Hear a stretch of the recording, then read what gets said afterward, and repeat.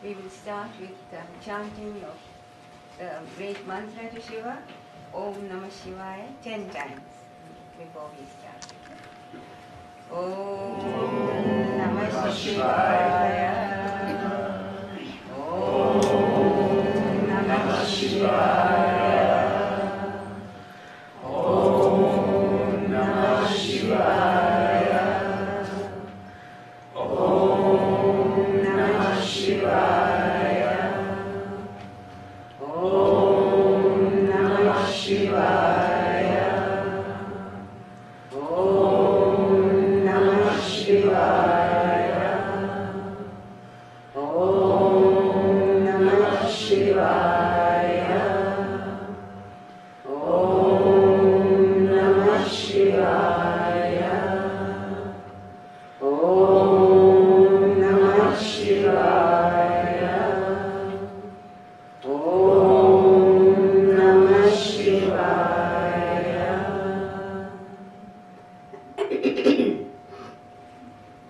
Guru Brahma, Guru Vishnu, Guru Deva Maheshwara, Guru Sakshat Parabrahma, Tasmai Shri Gurave Namaha. Om Namaste Astu Bhagavan Vishveshwaraya, Mahadevaya, Sarvajnaya, Paramanandaya, Shriman Mahadevaya Namaha. Om Shanti, Shanti, Shanti. Hari Om.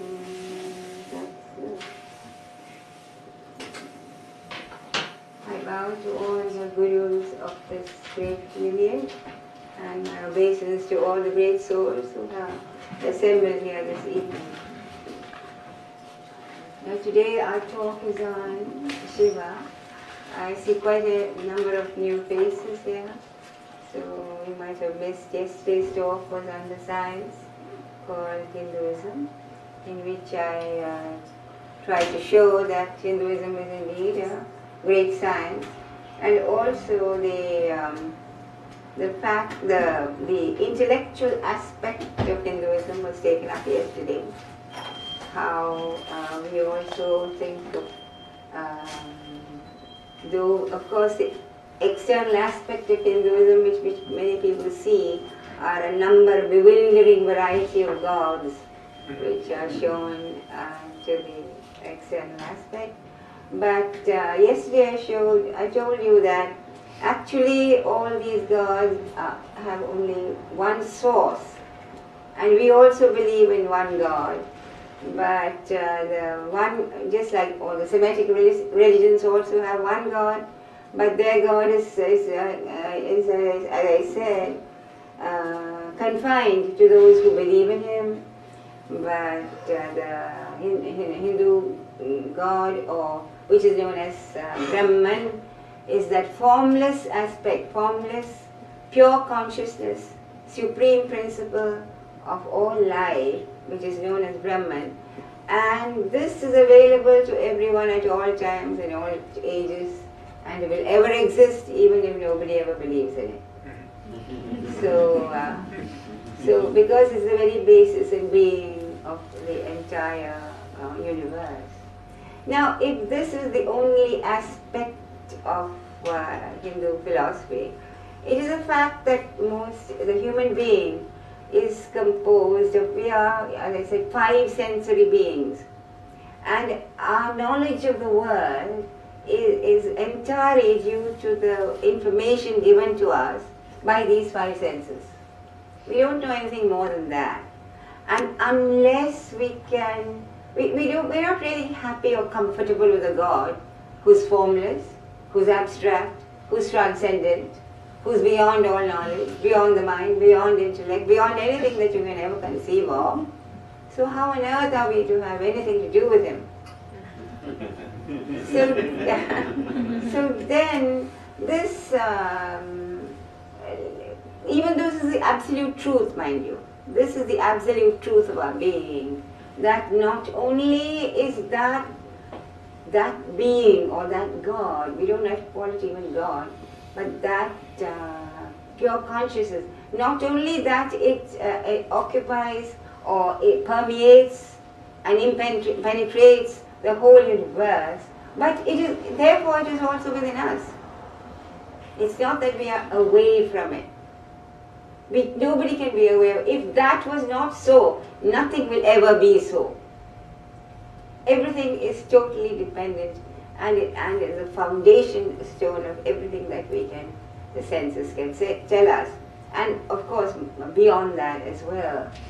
So, as I said, this is a difficult concept because it's beyond all concepts.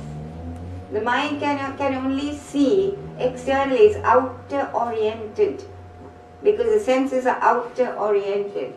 It cannot turn into itself and examine that from which it comes out.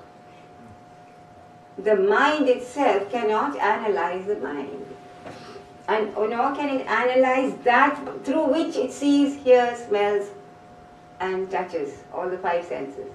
It is that force by which the eye can see, the nose can smell, the ears can hear. And so how can these four senses know that by which they act?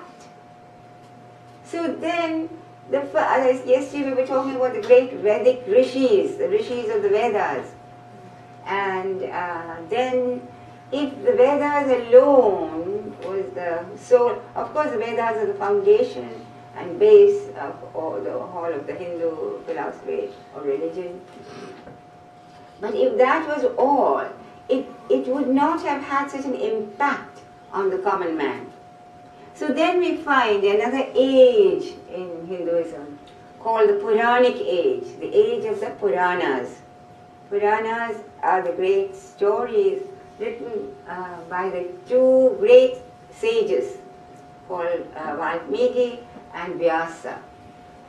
And these Puranic sages were equally as great rishis as the Vedic rishis were. And we owe to them we owe them a great debt, because they brought the Vedas to us in a more palatable form. That formless God they brought to us in a aspect with forms. What we call, the mind can only grasp what we call Nama and Rupa. Nama means name, Rupa means form. Everything has to have a form and a name. We like to label just about everything. If you try to sell something without a label, you're sure to be a total failure. We love to have names, and of course, and the name is very closely connected to the form as well. So these rishis brought to us the great forms of the gods. And what are these forms? This formless one, who is that which is formless, can take on infinite variety of forms. We cannot take other forms. We are confined to one little form, which is our form. But that which is formless can and does take on an infinite variety of forms. To limit that to just one form and one way and one method and one path is doing a great crime to that super radiance or that super intelligence or super consciousness, whatever you might call it. It can and does take on as many forms as a human being wants it to take on. In fact, the whole universe, this multiple universe of infinite variety, is nothing but its forms. The whole of this universe, the cosmos, is, let us say, an album of self-portraits of that infinite one. So, to say that that which is omnipotent, we think it is omnipotent, and to say that it can take on only one form, like say only one, the only begotten Son.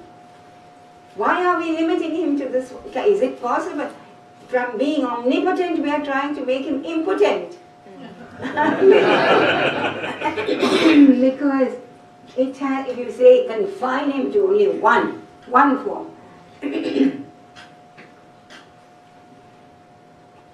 we are actually doing a great injustice to that amazing consciousness, existence, consciousness, bliss, which we cannot think of. Yet we can and know that through the multifarious forms in which he manifests himself. It is possible to know him in and through these forms. So the great Puranic rishis of Veda, of Vyasa and Valmiki, wrote that many Puranas were written, and many gods were given, many forms were given, which were capable of invoking that infinite into our minds. In other words, they brought out the truths which are embedded in the Vedas, and the truth which has a foundational dharma, or that cosmic law of righteousness, and that whatever noble quality which we see in humanity, that is an aspect of that dharma, the aspect of that cosmic law of righteousness. And those aspects, they brought out in the lives of the great kings and the great sages through these Puranas. So that without even knowing it, the ordinary layman, to whom the Vedas were not readily available, they could read, anyone could read the Puranas with ease, without any difficulty, and they could imbibe, without even knowing it, they could imbibe these great truths of the Vedas through the lives of these great sages and kings, which we find in the Puranas. The two great itihasas or epics of Hinduism is the Ramayana, written by sage Valmiki, which is the first poem ever to be written in the world, and he is known as the Adikavi, or the first poet. And all the Puranas written by Vyasa, the 18 Puranas, plus the great epic known as the Mahabharata. You might have heard of that, in which everything, just about everything pertaining to dharma, that is, pertaining to that cosmic law of righteousness, everything pertaining to that is to be found in the Mahabharata. You cannot imagine a book like that in which he brought out so many of them. And as I said, they brought out the truths of the Vedas into a comprehensible attention of the ordinary human being in these great Puranas. And so these gods are really, their contribution, as it were, to humanity, to allow them to approach that formless through any form which appeal to them. Because human beings are different, their natures are different, physically they're different, their desires are different, their ideas are different, and to expect everyone to follow the same law, the same rule, the same path, or else condemn them to eternal hell or punishment is really a very unhappy situation, I would say.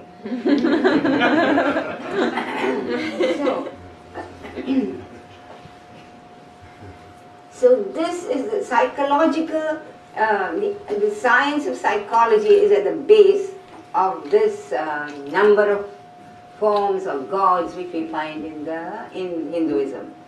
Because the psychology of the human being, which craves for some emotional outlet to his feelings. And what emotional outlet can they be to that Brahman who is formless, beyond everything, beyond? He does not need your love, he does not want anything from you. He is a sole witness, and witness to all your cavortings, let's say, the drama of your life which is being played out on that background of energy. As I pointed out to you yesterday, that the quantum physicists have found out of this field, the field of all possibilities, on which this energy field, which is on what we are now resting even, which you can hardly imagine this, but this is so, and if the physicist says so, we can believe it. If some old greybeards in the Vedas said so, we can hardly believe it. But now their words are coming true. By the latest of the modern physicists have said the same thing, that matter is only energy in motion. So then we have these various gods, as I said, who cater to every type of individual. Now, just like, you have these great supermarkets over here where you go and buy all sorts of things, anything you want. It's such a bewildering array of things. When I go to one of these supermarkets, I'm totally confused, and I feel a bit giddy about the whole thing. What am I to choose? If I want some coffee, I go there and there are 100 different coffees. You want some tea, I want some tea. Then 100 types of tea. How are we to choose all this? Similarly, Hinduism gives you a supermarket of the gods. You can go and choose whatever you like. There's something to fit or cater to every individual possible in the world. So now I just wanted to give you a background of the great Puranas and today we are going to talk about Shiva, that one aspect of that. This is a very important part. It is okay it's all right to worship any form, any god that you choose, any form that you choose. But this knowledge has to be there in the background. The knowledge that they are all forms of that formless one. They are all multifarious forms are there, but they are all only aspects of that formless, aspects of that transcendence. They are not, in and through them you can reach that. They are meant for that. They're not the end of your spiritual quest. Sometimes most religions catch hold of one form and cling to it as if it is the only truth. And that is where the fundamentalism arises. If you can cling to any god you like, provided you realize that it is only one form or one aspect of that infinite one. It is like if we cling to the road post, sign post. It's written, where Los Angeles or whatever, and you cling to that. I've reached the goal. I've reached the goal. It's only a signpost, but you think you've reached the goal because it's written Los Angeles. This is what we all do. Most religions do this because we cling blindly to these gods who are only pointing out the way. That is the way, all of them say. In fact, there is a beautiful picture of Lord Shiva. He with the arrow, he's pointing like this, shooting the arrow up to show that there is your goal.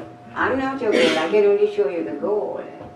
So these gods, as I said, they are pointers to that which is above all gods.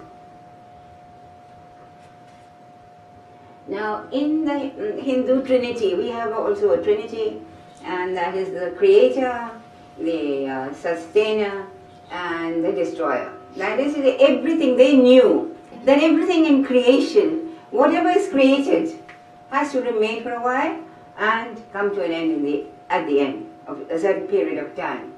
This is called Srishti and Samhara. That is, everything has to have anything which has had a beginning in a certain point of space and time has to come to an end at another point in space and time. This is the fundamental law of nature. You cannot gainsay that. So they knew this very well, and that is why they had this three. One was supposed to be the creator was known as by the word Brahma, not to be confused with Brahman, which is the formless. Brahma is the creator of the universe, then he is the one to whom the Vedic these hymns or the vibrations are first known by him, and he is the one who supposedly gives it out to the rishis, who are apt instruments for receiving this great gift of the Vedic hymns. Next you have Vishnu, who is the harmonizer or the stabilizing agent in the Trinity. And finally you have Shiva, without whom nothing will exist. There is no creation without an opposite destruction. They can never, and every destruction has to have a creation. It's a cyclical thing. It's all in Hindu philosophy. Creation, one creation follows annihilation. Srishti, Siddhi and Samhara. Srishti, Siddhi and Samhara. Srishti is creation. Siddhi is the balance and balancing and harmonious principle, and eventually Samhara at the end of it. There's a cycle. It follows one after the other. So we don't know. There's no one fine day that creation occurred. Not at all. It keeps on occurring. It keeps on going, and it keeps on. Whatever it is, even if they knew that even the planets, the sun and the earth, or whatever, at one time or other, everything will come to an end. And what they call nuclear fusion, the scientists have, that is, they agreed, they realized that this is the truth, and one day even this earth will vanish and turn into the dust and back into the into that vacuum from which it came. So Shiva is that aspect of that infinite consciousness which is in charge, let us say, of destruction.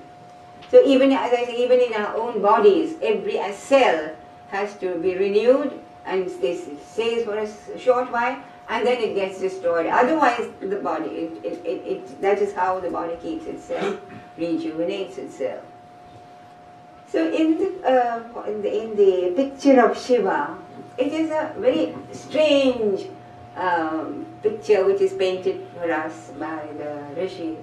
It's very strange because one would think, when you think of God, any God, let's say, that he's most beautiful and most wonderful and is adorned. Most of our gods are like that. They're very beautiful, adorned with a lot of things and so on. And they look charming and so on. Shiva is just the opposite. We cannot imagine that no other religion except Hinduism could have personified a God which was so terrible. He has his wild-looking matted locks and three-eyed, and instead of wearing beautiful garlands, which one would say any god could easily get a couple of these lovely necklaces and so on. He chooses to wind a snake round his neck. And a snake with his head was always sort of whispering, nothing sweet, nothing sweet. And with these matted locks and and his whole body is smeared with ashes. Today I put ashes instead of the sandalwood paste I wore yesterday. These are the ashes. And these ashes are collected by him from the burning ghat, where human bodies, dead bodies are burnt. In Hinduism we cremate our dead. We don't keep them because we think the body is it's just something which just came into being at one time, and it definitely has to go back to the dust in which it came from at another time. So what's the point of preserving it? So the faster you cremate it is the cleanest and most hygienic and scientific method of disposing of this body. So, which nobody wants in any case after it's dead. However loved and loving it might have been when it was alive. So, Shiva, it points out to us this idea of mortality, how mortal we are, from the fact that he smears himself all over with this ashes, which is called vibhuti, taken from the burning ghat. He is always, when you look at him, you're brought to a realization that one day or other, this body which we love so much and which we hope and think is immortal, is actually all too mortal and will come to an end and will end up in a burning ghat, if not in a crematorium or whatever modern method of disposing of bodies. So this aspect is brought out by him.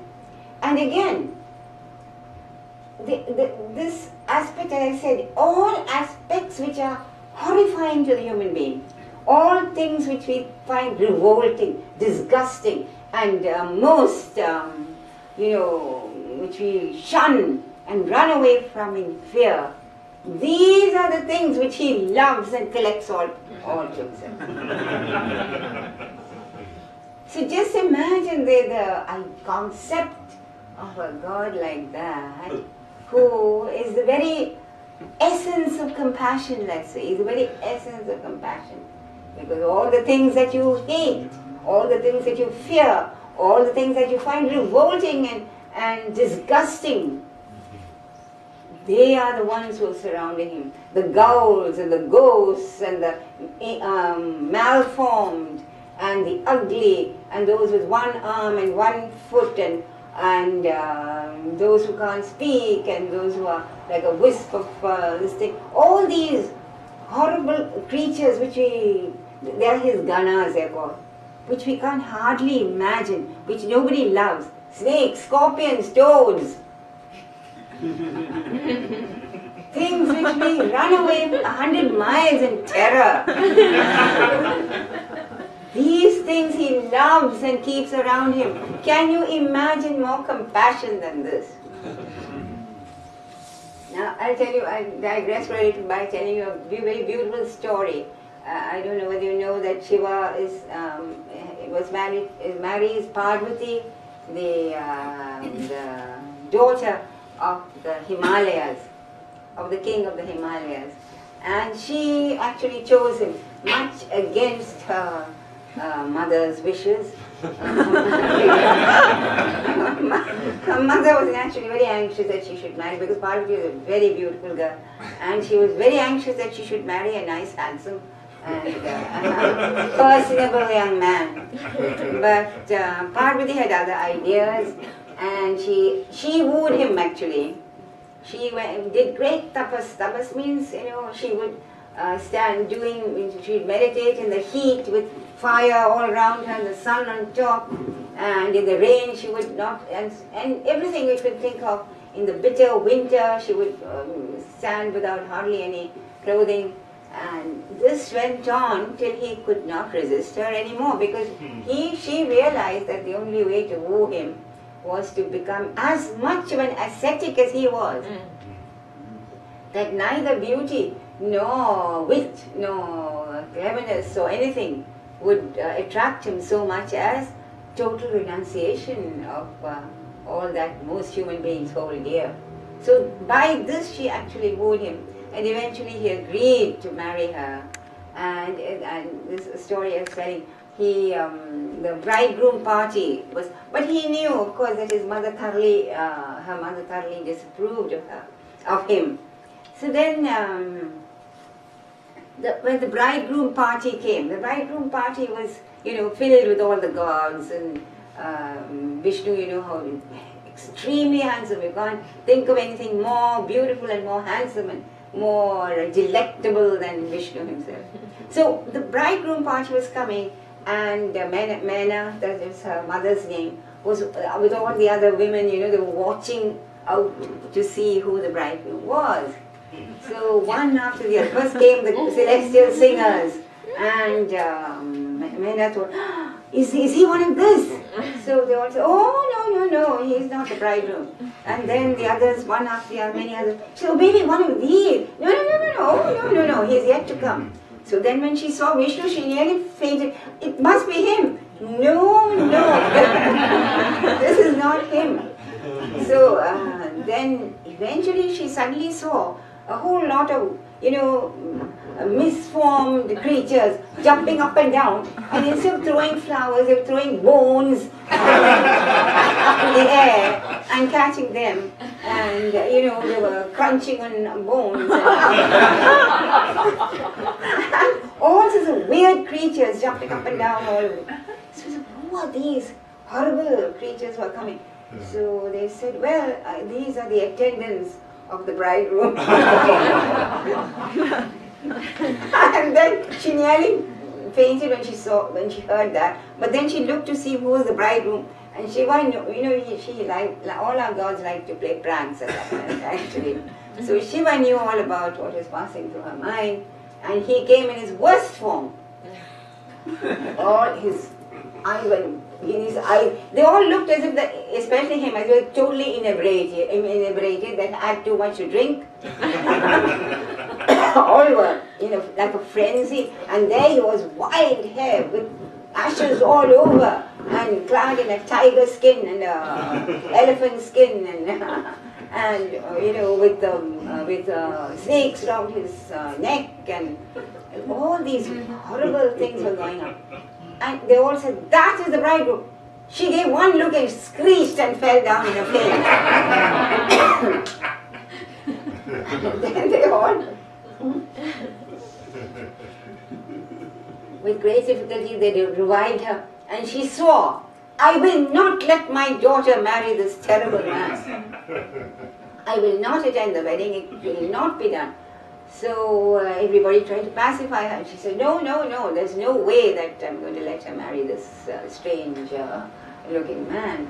So then Parvati said that she prayed to Shiva to please present himself in a more presentable fashion, so that her mother will be pacified.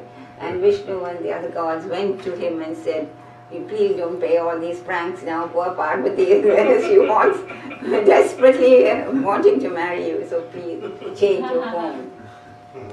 So of course he agreed. And he has another form also, which is only apparent to those who can surmount all the negativity which you see in him. Because that negativity is in our life also. That negativity is, our whole life is invested with this negativity. Because we cannot have everything only positive. We live in a dualistic world. We cannot have beauty without ugliness. We cannot have day without night. We cannot have happiness without unhappiness. We cannot have joy without sorrow. This is a part of our dualistic life. And if we cannot accept that, we will remain unhappy. In fact, part of our unhappiness of the human being is because we cannot accept that dualistic world in which we live in. So only to those who are capable of surmounting the negative aspect of his form does Shiva show that beautiful aspect of himself. And he's on Sundaramurti. Sundara means most beautiful, most beautiful. He showed himself, came as Sundaramurti, and there he was. Vishnu, for instance, is dark in color, but he is supposedly fair in color. He had flowing locks, and instead of the third eye, he had a beautiful pendant or something on his thing. And instead of these snakes, he had lovely jewels and garlands and so on. And he was clad in silk and so on. And he looked so handsome that Parvati's mother also fell for his charm. And at last she agreed to her lovely daughter marrying him. So this is a very amusing story which comes in the Shiva Purana about the marriage of Shiva and Parvati. And it shows how, as I said, this negativity in him, apparent ugliness and negativity which he shows, is only to exhorting us actually to get over this dualistic world in which we live in, and to ask us to accept. We have to accept unhappiness just as much as we accept happiness.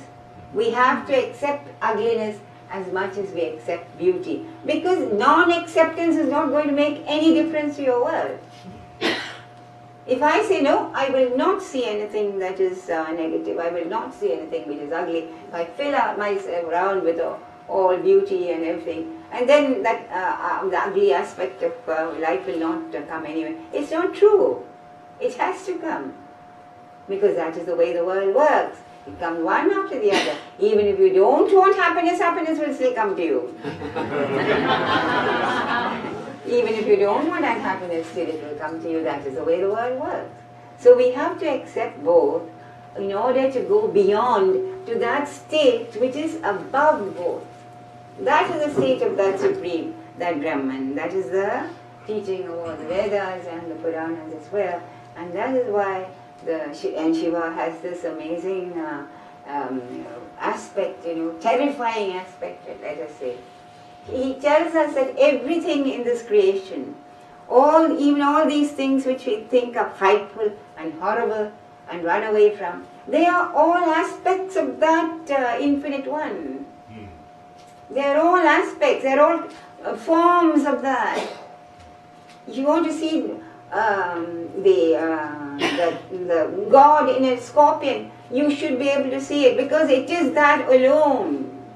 There is nothing beyond it. There is nothing other than it.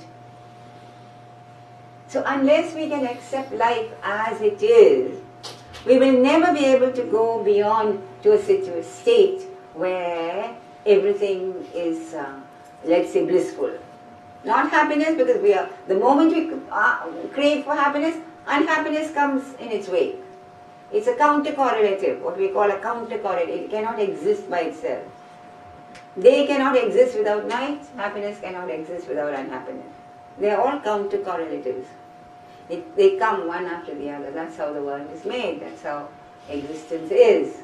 So we have to accept both if we want to go above both. It's not a question of not, if you don't accept, what happens is we are bound. That is why we are all always unhappy. Because the world never runs according to our desire. It runs according to its own laws, natural laws. And we try to force our desires on this world. We are the ones who are going to suffer. We are bound to suffer because we are not capable of accepting the world as it is. Similarly, why all the problems arising in say, a married life or a couple or friends between friends? Because we have made a model of that person, of how a wife should be, or how a friend should be, or how a lover should be. And if that person does not conform to our model, we get unhappy. But that person as it is, as he is, as she is, if we cannot accept her for what she is, as she is, we are bound to be unhappy. Who is going to be unhappy? You yourself are going to be unhappy. Because you are not, she cannot change. And even if she just changed out of deep love for you, she will be unhappy because of the change. Because she is no longer who she actually is. So all unhappiness in the world comes with, can I have some more hot water? Comes due to the fact that we cannot accept. And Shiva, as I said, Shiva's form, Shiva's whole aspect of divinity which he projects to the world is a constant exhortation to us. Come on, rise up above this. This is how the world is, and one has to. Sorry, my throat gives problem. So this is one of the amazing, charming as well as fascinating aspects of Shiva. And another aspect of his thing is that he is one who can be most easily propitiated. Other gods, many of the other gods, for instance, they appear charming, appear okay, but it takes a long time for them to be propitiated. They expect certain things from you, even though they should not, perhaps. But they expect. certain ideals of behavior from us. Shiva does not do that. Because he accepts everything, as I say, even the ugliest and the most horrible and the most painful, therefore he accepts us as we are, with all our negativity, with all our ugliness, with all our horrible, ideas and thoughts which are running in our minds. He accepts us as we are. So he is most easily pleased.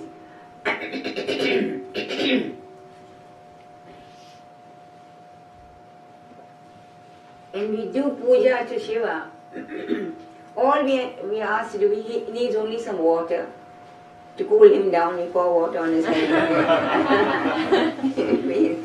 So, and the leaf of a certain tree, that trefoil, three-pronged leaf. These things are the only things which are used in the worship of Shiva. So he is easily pleased, easily propitiated. Whatever we do with devotion and love towards him, you will find that he accepts and grants our prayers very easily. This famous mantra of Shiva called Om Namashivaya is very famous as a five-syllabled mantra of Shiva. It is supposed to have great power, great efficacy in taking out all negativity from our mind. And he is just one mantra spoken with great devotion is enough to please him and bless you with whatever you are asking him for. So Shiva, again, let us say, he's very closely connected with Shakti, or the Parvati herself is Shakti, and she herself is Maya. Maya, yesterday we discussed, Maya is the illusory power of the Lord to create a world which is available to the five senses, but which is actually not what the five senses give us. I told you yesterday, Maya was something which now today quantum physicists has accepted and given a proof to the Maya theory of the rishis. That is, they have said this world, material world, which you think is so real, which is solid rock and solid, is not solid at all. Matter as you know it as a solid substance does not exist. It's only an illusion created by the five senses. Actually, all matter is energy in motion. Can you imagine this, that this hard floor I'm sitting on is just a dervish dance of electrons and protons. Now to come to that, I don't know whether you must have seen portraits or sculptures of Shiva's Nataraja, dancing Shiva. It's one of the most famous things of Shiva. He's dancing and with all his hair flying. And modern photographic technology has, lines appearing, emanating from that. They have discovered a very strange thing, that actually this vibrations or this energy which is being brought out by this dancing aspect of Shiva, they are very similar to what the physicist sees as the dance of the negative particles. These negative particles which matter is made out of, they're chaotic dance of these particles which make up our world. And apparently this figure of the dancing Nataraja is points to this dervish dance of these negative particles. So that's why he's called the cosmic dancer. The cosmic dancer, and again he is the patron of all arts and music and so on. He's a patron of anyone who is doing a dance dancing in classical dancing in India will have a statue of Shiva's Nataraja at the back. because he is the patron god of all art and dance. In fact, all the esoteric knowledge in many of the tantras and yantras and so on which we have in Hinduism, they were all given by Shiva to Parvati in a dialogue between them. She is supposed to ask him many questions concerning all esoteric secrets of life and the world, and he answers her. And these are the great texts which have come down to us as the tantric verses and so many mantras and so on. These are all supposed to have come from him. He knows all the esoteric secrets of the universe and how we can overcome our own difficulties. Now, he's always connected with Parvati or Shakti, and they are, in himself, a devotee of Shiva will always see him, a devotee of any god, as I told you, will always see them as an aspect of that absolute. So, in that aspect, when it's Shiva and Shakti, the absolute aspect is always the witness. It does not act. But what acts is that Shakti or the power or the energy of nature which projects out into the world and creates this world for us. That is that Shakti. So that every god has its own Shakti, as you notice. Vishnu will have Lakshmi, Shiva has Parvati or Durga or Kali, and Kali, when he wants to be wild and go into war and so on, he'll bring Kali along with him. when he wants to have something much more milder, he'll take Parvati. Anyway, the Shakti has to be there. It is a Shakti Shakti means power, energy. And that is what comes into the world and projects this world of duality for us. And it is said that so long when Shiva's two eyes are open, it sees only duality. So the creation exists as long as his two eyes are open. The whole creation is there. But when his third eye opens, the whole universe is destroyed. That's nuclear fusion. And everything is totally destroyed. So we have to take care that his third eye doesn't open. But whether we will it or not, of course, at some time or other it will open. So then this Shakti, as I said, it is shown in how closely it is connected, is shown the Ardhanarishwara figure. There's a figure of Shiva, half male, half female. It's a very amazing form created again by these saints to show us that it is very necessary for both. That is the yin and yang aspect, the female and male has to conjoin before creation can take place. That is the origin of creation. So then this beautiful figure that you see of Ardhanarishwara, half man, half female. One side he'll be wearing this thing of the Shiva, another thing she'll be wearing a beautiful locket. One side he will be having ashes, another side she'll be having a little... it's a very beautiful figure, beautiful statue it is, sculpture. Thus, in many ways, many aspects, the great rishis of the Puranas, they photographed the absolute from many angles, as it were, and produced many forms, delectable forms, which were available to the human being in order to allow him to go from the form to the formless. It is said that, the great saint Ramakrishna, I don't know, you might have heard of him, the great saint of Bengal. He was a great worshipper of Kali. Kali, that is Shakti in her most ugliest form. This is another particularity about Hinduism. It doesn't give you, it teaches you that to accept ugliness along with beauty. And that's why it gives us both the horrible, we never say that God alone is good and there's no evil in God. And then you see all other religions, they have a problem with this problem of evil. Because if God is good alone, if God is all that is wonderful and beautiful and just and righteous and all that, then how do we account for this world of evil, of negativity, and sin or so-called sin or whatever? So then they are at a dilemma to know what to do. So immediately they have to invent a devil, who is a counter-correlative of God, mind you. Devil cannot exist without God. God cannot exist without the devil.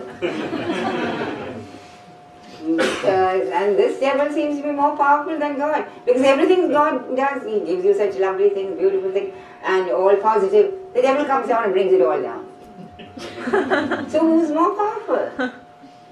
As I said, we have made God into something totally impotent from being omnipotent. So then that is the way which most Semitic religions have tried to justify evil in the world, because there's no justification unless you get a devil on whose poor head everything which is negative can be thrown, and lets God be free and happy and wonderful. But Hinduism never catered to this brainwashing. So we say that everything stems from God. So if goodness comes from God, evil also comes from Him. If beauty comes from Him, ugliness also comes from Him. There's nothing beyond Him. There's nothing beyond it. So whatever you see, all these opposites, dualities, has to come from it alone. From where else can it come? And therefore you get, gods like Shiva, gods like Kali. Kali is faced, my God, and it will give you a fright if you see it. Suddenly you wake up in the night and not the little dog Kali which she has. But she is, again you will see that, she wears a necklace of skulls and holds a sword in her hand, and she's wild looking and dances in the crematorium and so on and so on. So this, and some of our great saints have become really great saints by worshipping we might say a caricature of God like Kali. Kali is all that we cannot imagine a goddess to be. When you think of goddess, we think of something so beautiful. But she is totally not that. So it is to bring home the point back to us again and again, that if God is beautiful, He is also ugly. If God is good, He is also evil. If God is a person who saves us, He is also one who can murder us. Who is the killer after all? Only Him. Time, in His form, is time of God. In His form, He has given us life, He has given us birth, He has also given us death. You cannot deny this. You cannot pretend that and put all this on the head of a devil. You have to accept life as it is in order to reconcile and go to a state which is beyond all these dualities. So coming to that story of Sri Ramakrishna, he was a great worshipper of Kali in her most horrific form, found in Calcutta. It's called Calcutta Kali, and she's a bloodthirsty creature, roams around the war fields where things are done, war and so on. And he is one who tried all different paths. I told you the many different paths are given in Hinduism to approach God. So he tried many different paths, and he found that all of them will really take us to that state of enlightenment. Now he also wanted to try the path of Advaita Vedanta. I touched upon it yesterday. That is Advaita, which says that everything is non-dual. Reality is non-dual.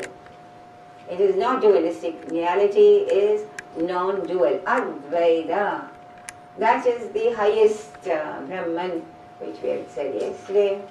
Now, he wanted to try that path because his path was of bhakti or devotion. Devotion to one particular god. In his case, that particular god was Kali. So through devotion, one can also attain, that's why all the gods have been given by the rishis, because we can focus on the form and which allows us to go beyond the form. So his particular Ishta Devata, the god most closest to his heart, was Kali in her most horrific form. So he had a guru who was an Advaitin, who wanted to teach him, and he wanted him to teach him the path of Advaita or non-dualism. And he was sitting beside him, and he said, "Close your eyes, start meditating." And then, Ramakrishna very easily went into a state of ecstasy when he saw Kali's form. So this guru asked him, "What are you seeing?" He said, "Oh, I see the Divine Mother in her most terrible form. She holds a sword in her hand. She has skulls around her neck, and she has 3 eyes. She's wild looking, and she's pitch black." And Totapuri said, "This is not enough. You're still on the form. What does she have in her hand?" She said, "Oh, she has a sword in her hand." So he told her, "Take that sword from her hand and cut off her head," he said. And it is said, obviously, in his mind, he must have come, because immediately he went into a state of samadhi where, there is a total cessation of all the feelings, and it's a state of deep meditation, and from which he did not wake up for 3 days. So that is how it's said that from the form we are led to the formless, and how the form can help us, each of us, because we are creatures with form.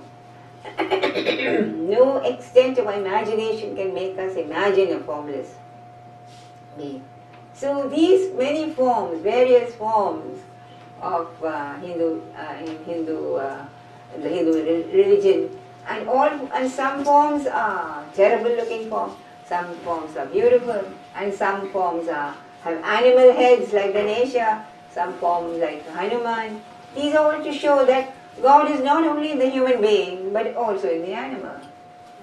The whole of creation is there. Any animal if you want to worship even, it doesn't matter what you worship. What matters is your mind, which knows that this form is only one form of the formless. So these are the various aspects of this thing of Shiva, and which are very, very interesting actually. So I think maybe we could stop there and go on to some questions. Okay.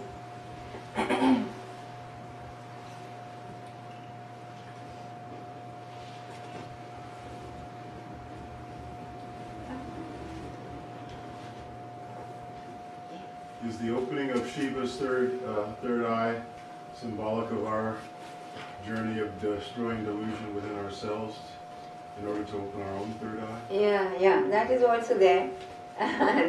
But Shiva's third eye is, as I said, particularly when he goes into that state of samadhi, when everything is the same. Similarly, that is when the Kundalini is aroused, and it comes to the opening of the third eye, when this illusory world is surmounted by us. Yeah? Based on what you were saying about God having many forms and we can choose a form, like I'm reminded of, I was raised in the Christian church. I'm reminded of the admonition, "Thou shalt have no other gods before me," and the admonition against idolatry. And I wonder if that could be interpreted as recognizing that behind whichever aspect of God you wish to worship, that you do recognize, of course, that it is just part of the whole, instead of worshiping that as something separate from the divine consciousness. Exactly. Yeah. If that comprehension that it is only an aspect of that whole, with that comprehension, as I said, you can worship anything you like, anything. But without that, if you worship something thinking that this alone is there, then that is what gives rise to fundamentalism. That would be similar to idolatry. Yes, exactly. That's idolatry.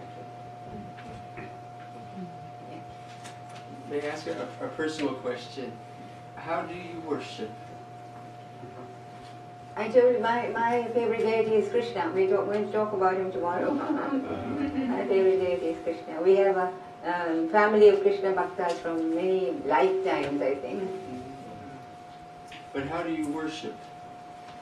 The boy Keshav asked me the question yesterday. The same question? Yeah. Oh. Yeah, and I said that Because I had to hear it again. that you might not have been in the waking state of consciousness.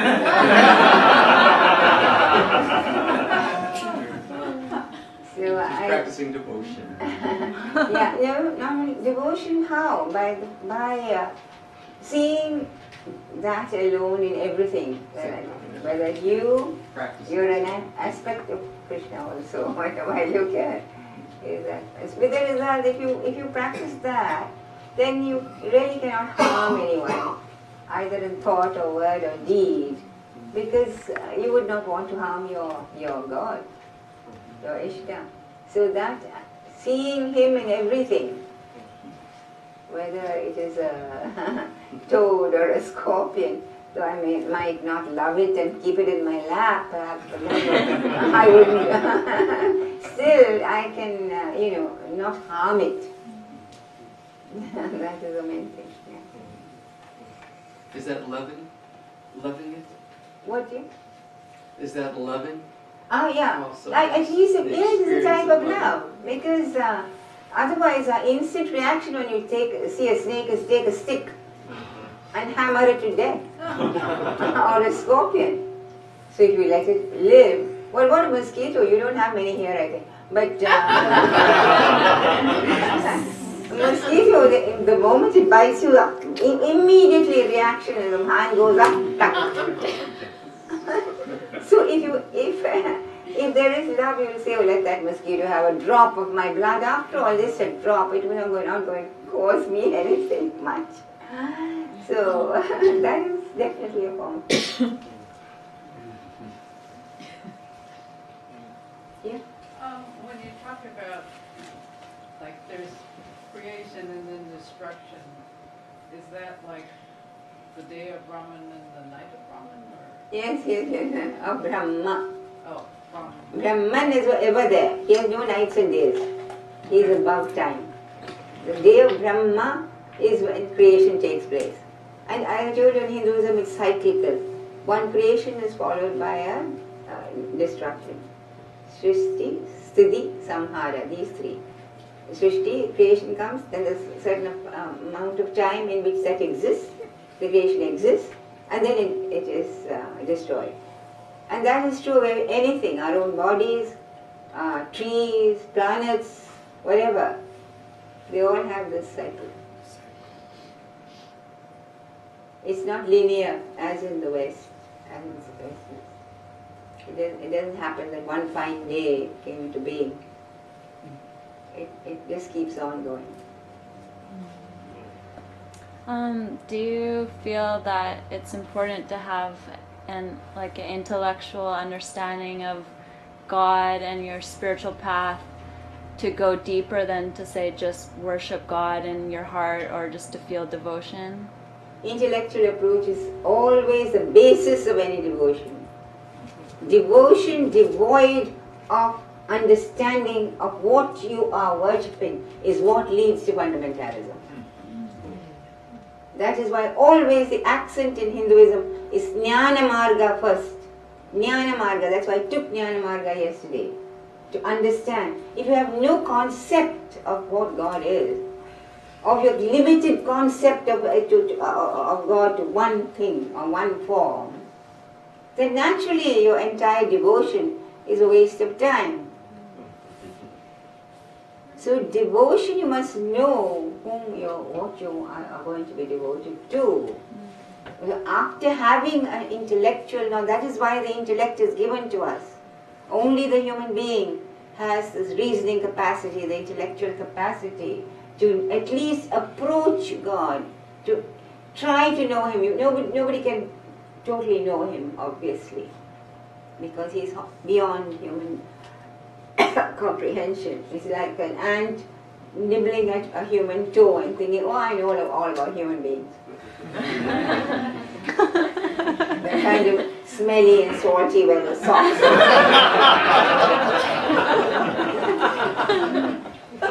So you have to have an intellectual idea. That's what the intellect is given to us. Not to make atom bombs and nuclear missiles and so on. But then, if a person reaches samadhi, then they still don't really know God? Or You can never know God. You can only experience. Yes, were you here yesterday? Mm-hmm. I gave you the story of the salt doll. The salt, a little doll made out of salt. It was very anxious to know the ocean.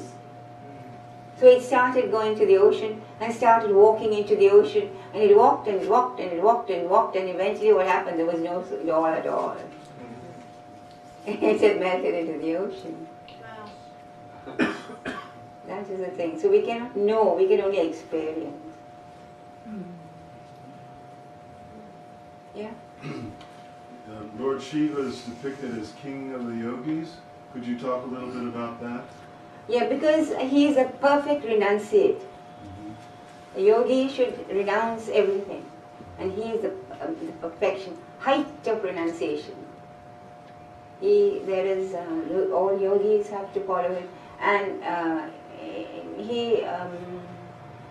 his followers also, that's another thing. All his followers and devotees, the strange, the amazing set of devotees which Shiva had, they go to the height of all types of renunciation.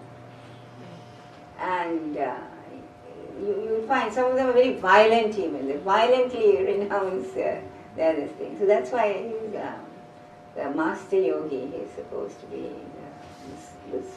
this thing of yogis. When you say renunciation, do you mean austerities or spiritual practices? Austerity. Austerity is the basis of all spiritual practices. Discipline, a disciplined life. You can never become spiritual without leading a disciplined life. Yesterday I think we had discussed, done that part. Yeah. And that relates to one's sadhana, one's spiritual practices? Not really. Sadhana should be, if you think only of spiritual practices, then 10 minutes here and 10 minutes there and a Sunday in church and a Friday in a temple is enough. That's what we think. But that's not so. Discipline, the whole of life should be a disciplined life. Every minute, every second. That itself is a sadhana. And that is the greatest of all sadhana. Without that, even if you meditate, people say, I meditate for hours sometimes and sometimes, and nothing comes out of it. How can anything come out of it? Yesterday we said that the rest of your time, 20 hours or how many hours, are spent in cheating people and talking ill about them and going to discos and dances and cutting up, things and so on. So how can you have practice be good with that? Disciplined life is very, very important for progress in any type of spiritual sadhana. That's why Lord Shiva is supposed to be the guru of all yogis, because he completely disciplined. He's totally detached from, even when the Parvati is totally detached. There's no claims or any attachments to anything. Yeah? You said that towards the beginning that the word Shakti means power. Can you elaborate on that, more like the different aspects, so that difficult and more clear. Yeah, to Shakti understand. in Hinduism is always personified as a goddess, a goddess. That is the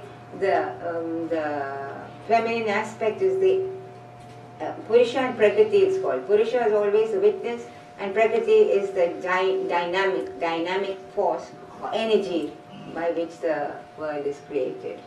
So that Shakti can come in all ways. It is that, not only that which in the form of Lakshmi, for instance, she confers beauty, auspiciousness, love, and everything to her. In the form of Saraswati, she confers all the arts, dances, music, sculpture, whatever, all the arts. But in the form of Kali, she is the typhoon, the tsunami, the hurricane, the tidal wave. She is the war, ravaging in the war. So Shakti is, in all, Shakti, you see, once it's let out, it's very uncontrollable. It's like fire which goes beyond control, and it's very, only Shiva can control her. So that is to say that in each of worship of each of the gods, as I said, they are only a symbol of that infinite. So only devotion to that supreme alone can control Shakti when she runs amok, as it were. So then, are the different goddesses really the same one too? Oh yes, it's Shakti. All the goddesses are Shakti. Shakti means power, energy. They are all the energy of that supreme. But they all take different forms when they are attached to certain different gods. Because the Hindu mind has infinite capacity for personification. They used to personify everything. So each of these Shaktis are given different names when they are related to different gods. But then So, are there gods they're goddesses. related to each other too, or I They, mean, it's true, they make many such stories are there, how some are related and some are so on and so forth. But it doesn't really concern us whether they are no, related. I meant more in. They are all aspects of the Divine Mother. And the Divine Mother is Shakti, pure Shakti, energy, power. That which is the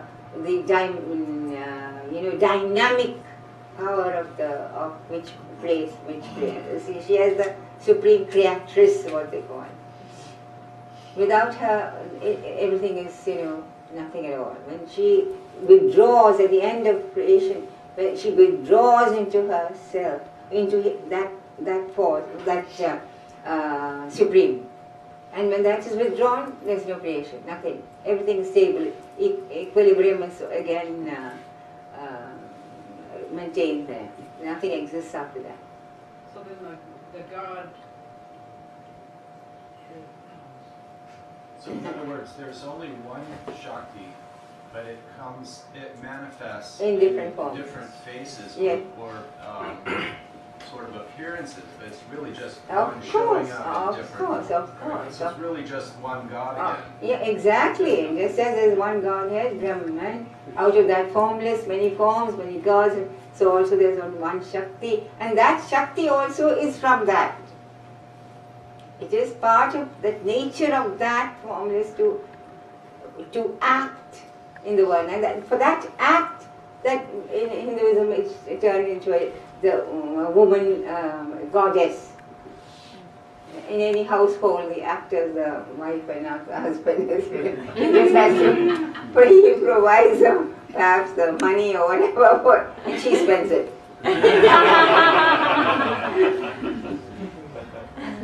Yeah. So what I'm understanding is that these names of gods and goddesses are just a way for human beings' minds to understand the mechanisms and machinations of the universe. Yeah. And so you can call it whatever you want, or It you is. can flavor you want, but Yeah. it's still that Yes. It's a way for us to understand it. Yes, that understanding is very important. That is the very basis of our Hindu philosophy. You have to understand that.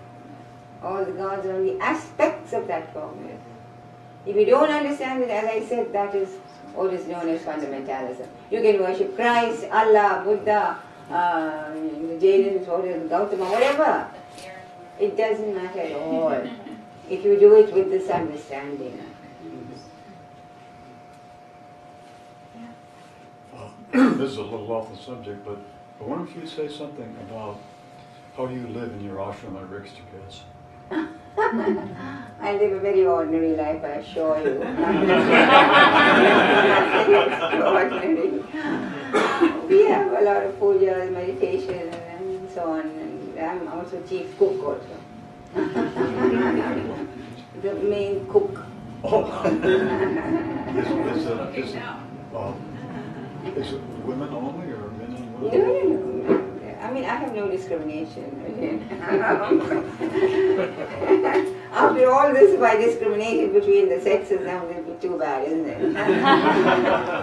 Are most of them Indian or some are Westerners? Most are Westerners. You would be surprised to say that most are Westerners, those who come and go, of course. Because the Indians all have their own gurus and their own gods and their own... Yeah. I'm new to the understanding of Hinduism, and I understand that part of your practice is hamsa or non-violence. But it seems that much of Hinduism is based in violence. Shiva and Kali display feats of violence, and the Bhagavad Gita is the story of a great battle where Krishna encourages Arjuna to fight and kill. Yeah. So it seems a bit of a disconnect. Can you help me understand that? Yeah, because I just told you the answer to that. The world is one of duality. Who can be non-violent if they don't understand violence? Right. Only he who understands non-violence violence can understand the meaning of non-violence. So we accept violence but choose non-violence? Yes, that is part of our, we choose, but our eventual aim is to go beyond both. Because non-violence cannot exist without violence. Even Gandhiji himself, and Christ himself, the master, the greatest of all peace, who practices Christ, in his name the bloodiest wars in Christendom were fought, the Crusades. Soon after. Just imagine how the human mind is. And that's why, because we cannot go. You cannot go beyond that. We are hemmed in by violence, on the opposite side is non-violence. So what are we to do? These two are playing with us all the time. So Hinduism accepts it. And that is why all these different aspects of life are shown to us. So that we can also accept both and then go beyond both. In the Bhagavad Gita, of course, I cannot talk about it now. There was a very particular reason why he advocated violence in that.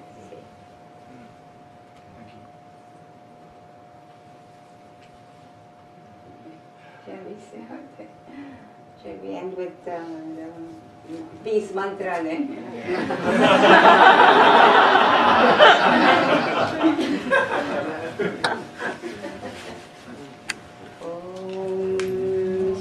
Prajabhyam parivalayantam nyayena maryena mahim mahishah go brahmanebhyat sugamastu nityam loka samasta sukhino bhavantu loka samasta sukhino bhavantu loka samasta sukhino bhavantu kale vashyadu varjanyah prithvi shashyashalini deshoyam shobarahitah sajjanat santu nirbhayat om sarvesham swastir bhavatu sarvesham shantir bhavatu sarvesham purnam bhavatu Sarvesham Mangalam Bhavatu Sarve Bhavantu Sukhinah Sarve Santu Niramaya Sarve Bhadrani Pashyantu Ma Kaschit Dukkha Bhave Om Asato Ma Sadgamaya Tamaso Ma Jyotirgamaya Mrityorma Mritam Gamaya Om Purnamada Purnamidam Purnada Purnamudachyate Purnasya Purnamadaya Purnameva Vasishyate Om Shanti Shanti Shanti Hari Om.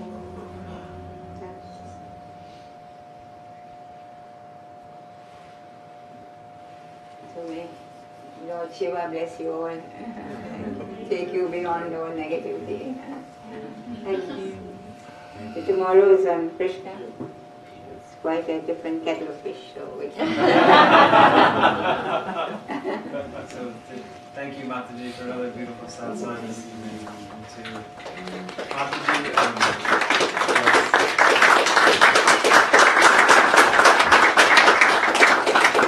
Mataji has some dates that are prasad. It was blessed by her puja and her meditations and devotional practice today. So you can go up and receive a date from her. And those who haven't got the card yesterday, I'll give you a card also. And also, I think you went out here yesterday. also, Mataji's books are right by Dharma Devi. There's only about 5 left. Each one of them is $10. And we're going to float around donation baskets. It's greatly appreciated your support of Ananda LA and Mataji. So we just look at, thank you.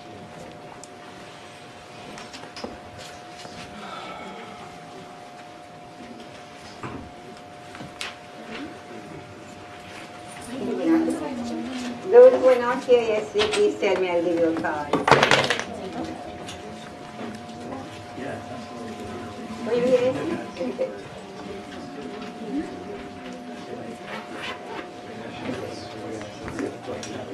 Yeah, you can eat that. That's what you think. Not the card, but the...